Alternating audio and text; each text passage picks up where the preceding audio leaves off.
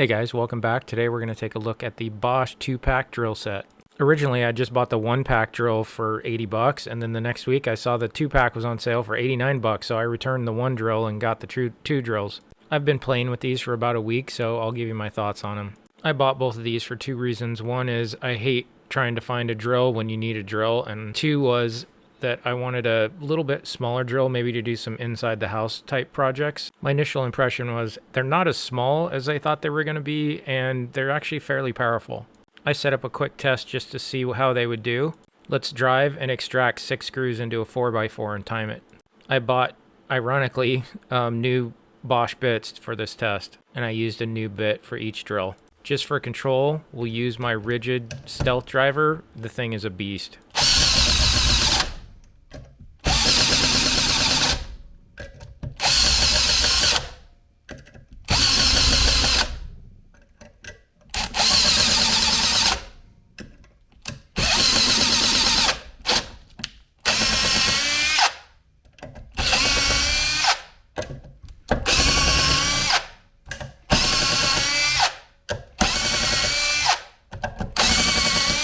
28 seconds is the time to beat from the Ridgid Stealth Force. Let's see what the compact Ryobi impact driver can do.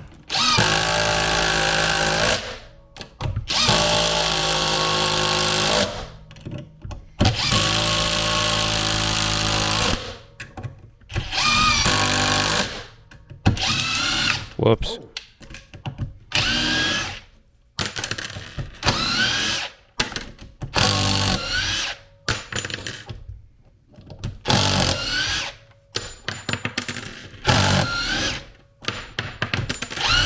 Ryobi actually not that bad at 33 seconds, although a lot louder. Next up, the Bosch driver, which I had on the most powerful setting.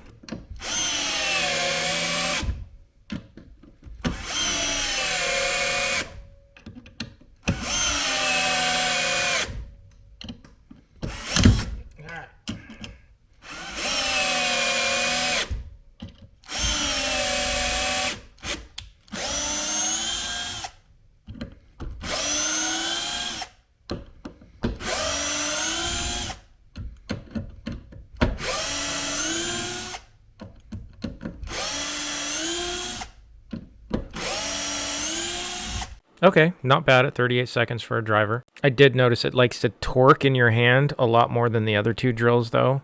Last up, the Bosch impact driver.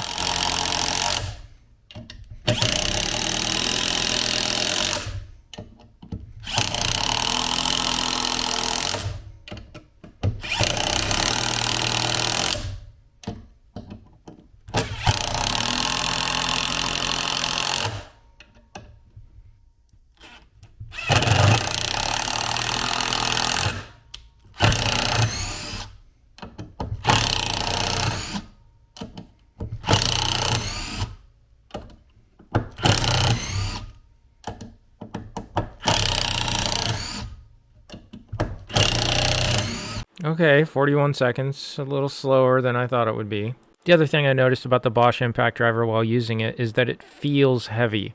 It feels heavier than the Ryobi does. And to make sure I wasn't feeling weird things, I handed both the drills to Bridget. Just asked her to tell me which one's heavier, and she immediately said the Bosch. But the answer is it's not. It's just, I think the weight is just distributed way more evenly on the Ryobi than it is the Bosch. As a matter of fact, without the batteries, they weigh within an ounce of each other. Out of curiosity, I went to Home Depot this morning to check out Milwaukee's brand. And granted, it doesn't have a battery in it, and it looks like it's spending some time in Alcatraz. But when I picked it up and felt it, it felt just exactly like the Bosch. It looks like a red Bosch to me. Although I did see a couple differences, one of which I'll talk about in a bit. You know I love me some flashlights, so let's talk about the lights. I really felt when using them that they're kind of subpar. Don't get me wrong, it's not like I had to use a Zippo to work by, but they just didn't illuminate the area like the crappy one on the Ryobi does. I realize it's really hard to tell by this photo, but especially the impact, it just did not illuminate the area as it should. The other light topic is why on the trigger of the impact does it only come on when you pull the trigger and then immediately shuts off? The driver, you touch the trigger, it comes on, it stays on for, I don't know, 30 seconds, just like the Ryobi. But why did they not make both drills to just touch the trigger to have the light come on for 30 seconds and then automatically shut off. It's a pain in the rear to try and get the light on and not turn the actual screwdriver thingy. The other thing we'll talk about is the bit acceptor port. I don't know what you call this thing, but on the Ryobi, it's fantastic. You pull it out to put a bit in, and then it automatically clicks and locks in. You can do it one-handed, no problem. I feel this is another missed opportunity with the Bosch drill. This is the impact. Yes, you can do it one-handed. It does take some practice. It's not nearly as easy to go in or out as the Ryobi is. And of course, the driver is pretty much the exact same way. There's a nice little battery indicator light on the Bosch Impact. There, however, is not on the driver. Why? I don't understand. The last thing I'm going to gripe about is battery removal from the Bosch. It's a bear. Maybe the Germans have stronger digits than I do, but every time I remove the battery, it's a struggle. Unlike the more traditional Ryobi battery that just pops right out. I talked about the Milwaukee drills earlier, and when I went there and looked, both of theirs have a battery indicator. And to add insult to injury, the Milwaukee has a spot to add attachments like a belt clip or whatever. The Bosch, of course, does not. So what do I think? I think I expected more out of something that was engineered in Germany. But I've never owned anything that was made in Germany, so maybe my expectations were too lofty. I don't know. I did kind of beat up the Bosch drills.